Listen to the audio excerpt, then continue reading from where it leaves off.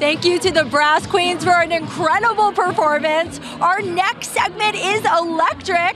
Here to heat things up and break down the history of the power grid and to share more about how the tree gets lit is our NYSE curator, Anna Mello. Anna, welcome to the show. Thank you for having me, Ashley. All right, so how did New York City get its power?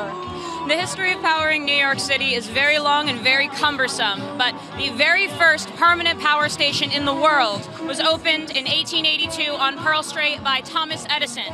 And the very next year after that, in 1883, the New York Stock Exchange retrofitted our old building with electrical light. So the NYSE was one of the earliest buildings to be powered with electricity here in Manhattan, one of the first buildings to be powered with electricity in America at all. And glass lights were very inefficient, they were smelly, they were dangerous, so changing over to electrolyte was a huge benefit, not just for the health of the brokers, but for the health of the market. You mentioned the Pearl Street Power Station. Did it continue to serve the NYSE?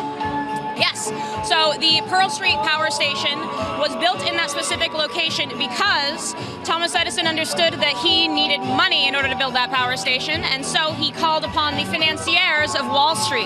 One of the largest donors, one of the largest supporters of the power station was JP Morgan. And that is why we ended up having America's and the world's first permanent power station just a couple of blocks away from Wall Street. All right, so that brings us to the tree. How does the tree get its power, and how has that changed in the past 102 years?